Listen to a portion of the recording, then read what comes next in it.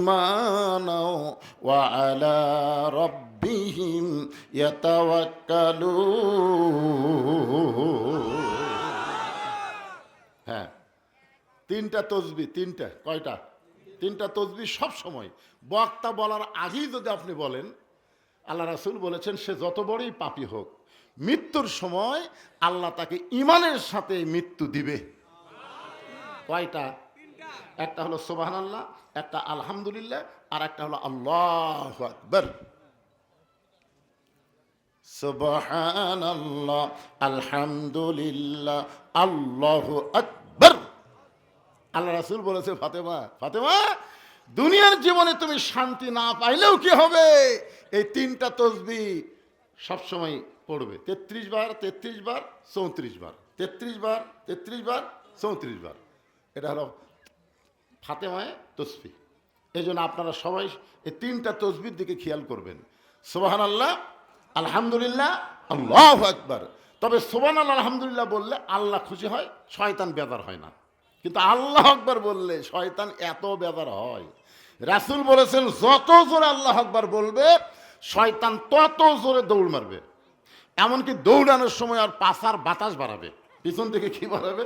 বাতাস বার হয়ে যাবে। সুবহানাল্লাহ বলেন। হ্যাঁ, আসেন এখন আলোচনা। আল্লাহ বলতেছেন, যারা আমাকে বিশ্বাস স্থাপন করেছ, বিশ্বাস স্থাপন করার পরে 1 নম্বর শর্ত হলো ভয় করতে হবে আল্লাহর। ধরে বলেন কার? এই বিশ্বাসটা হলো ইকরার বিল লিসান, তাসদিক বিল জানান, আমল বিল আরকান। এরই নাম হলো ঈমান। জবানে বলতে হবে লা ইলাহা ইল্লাল্লাহ। শুধু জবানে বললে হবে না, ওটা কলিজার মধ্যে ঢুকান লাগবে, কলিজার মধ্যে ঢুকান লাগবে। তাসদিক বিল জানান, আমল বিল আরকান, ঈমান অনুযায়ী আমল করা লাগবে। খুব খেয়াল করবেন, স্বাধীনতার সময় যখন স্বাধীনতার যুদ্ধ শুরু হয়ে গেল, ওই সময় আমার এলাকার অনেক হিন্দুরা পর্যন্ত জিকির করেছিল লা ইলাহা ইল্লাল্লাহ, লা ইলাহা ইল্লাল্লাহ। মানে পাকিস্তান আর্মি দেখলি ওদের জবানে জিকির চালু হতো। আপনারা বলেন তো, ওরা জিকির করতেছে কি আল্লাহর ভয়ে? কার ভয়ে? আর্মির ভয়ে। এক হিন্দু আমাকে বলছে, বাবা মুসলমানের কলমার দাম আছে রে। আমি কইলাম, আপনি হিন্দু হয়ে কলমার দাম কেমনে বুঝলেন? যুদ্ধের সময় বুঝেছি বাবা, যুদ্ধের সময় বুঝেছি রে। আর্মি দেখলি আমরা কলমার জিকির করতাম, আর্মিরা বলতো বিলকুল ঠিক হয়, ঠিক হয়, ঠিক হয়। আমি কইলাম, দাদা শুধু মুখে কলমা চালু রাখার কারণে আর্মির হাত থেকে যদি আপনি বাঁচা যান, এই কলেমা খালি কলিজার মধ্যে ঢুকায় দেন, আল্লাহ জাহান্নামের আগুন থেকে আপনাকে বাঁচায় দিবে। আপনাকে বিশ্বাস হয়? এরপরে বলা হচ্ছে আমল বিল আরকান, এই কলেমা অনুযায়ী আমল করা লাগবে। কলেমাকে ঠিক রাখতে গেলে যত আমল আছে তার মধ্যে 1 নম্বর আমল হলো নামাজ। জোরে কোন 1 নম্বর আমল কি? আরো জোরে। রাসূল বলেছেন লা সালাতা লা ঈমানা, যার নামাজ নাই তার ঈমান নেই। মারাত্মক কথা। এখন আমাকে একজন বলতেছে, হুজুর আপনাকে কোরআনের দল যদি ক্ষমতা আসে, আপনারা তো খালি কোরআনের ওয়াজ করেন, তো কোরআনের দল যদি বাংলাদেশে ক্ষমতা আসে তাহলে আপনারা 1 নম্বরে কি করবেন? আল্লাহ কোরআনে বলতেছে, আল্লাযীনা ইম্মাক্কান্নাহুম ফিল আরদ, মুসলমানের মধ্যে কাউকে যখন ক্ষমতার চেয়ার দেওয়া হবে, তার 1 নম্বর দায়িত্ব হলো আকামুস সালাত, নামাজ কায়েম করা। কি কায়েম করা? আচ্ছা, নামাজ কায়েম করলে কি হবে? নামাজ কায়েম হলে আমাদের ছেলেদের হাতে যদি এরকম মোবাইলও থাকে, এরা জীবনে খারাপ ভিডিও দেখবে না। কেন দেখবে না? কারণ আল্লাহ বলেছেন ইন্নাস সালাতা তানহানিল ফাহশাই ওয়াল মুনকার, একমাত্র নামাজই পারে মানুষকে যাবতীয় খারাপি ফাহিশা থেকে বাঁচায় দিতে। ধরে কেন সুবহানাল্লাহ।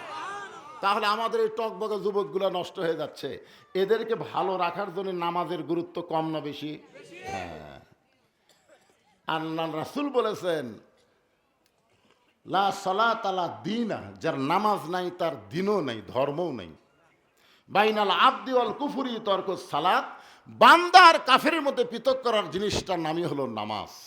যারা নামাজ পড়বে তারা আল্লাহর বান্দা, আর যারা নামাজ পড়বে না এরা হলো কাফের।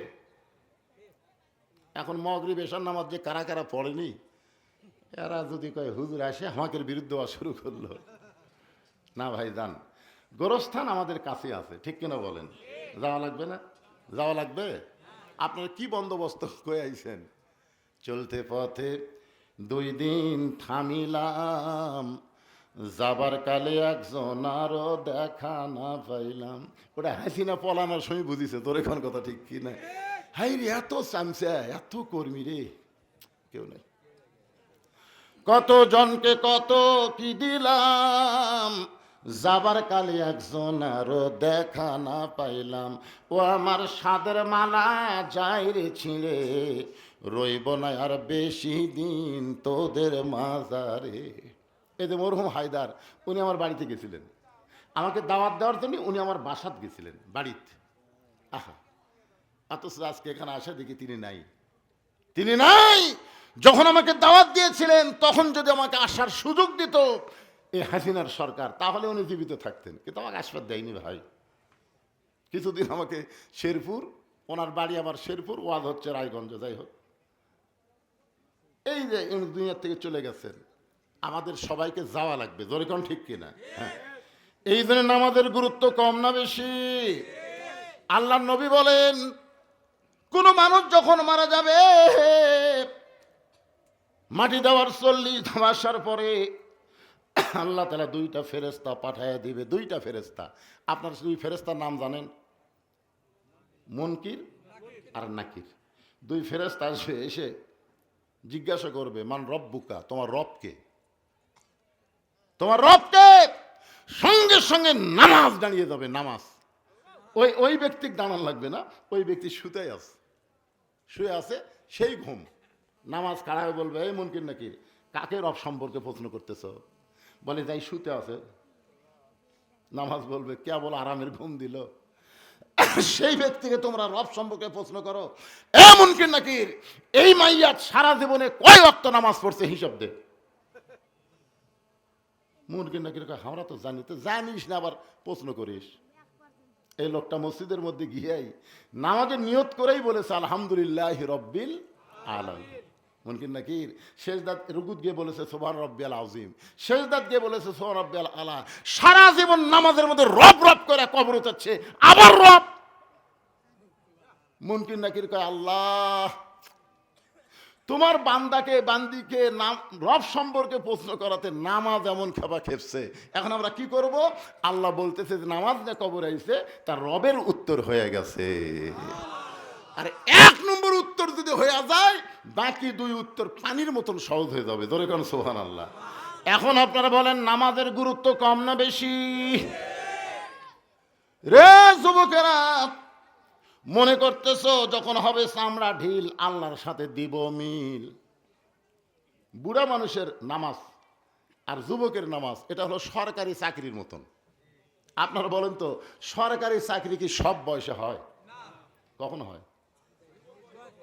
যুবক বয়সে সরকারি চাকরি না করলে ওই বুড়া বয়সে পেনশন পাবি না। আর যদি সরকারি চাকরি 60 বছর পর্যন্ত করে, 60 বছরের পর সরকার তাকে পেনশন দেয়।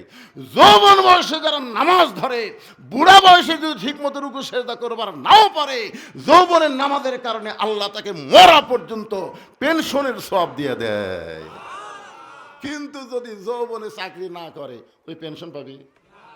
তো নামাজ হচ্ছে সরকারি চাকরির মতন ভাই।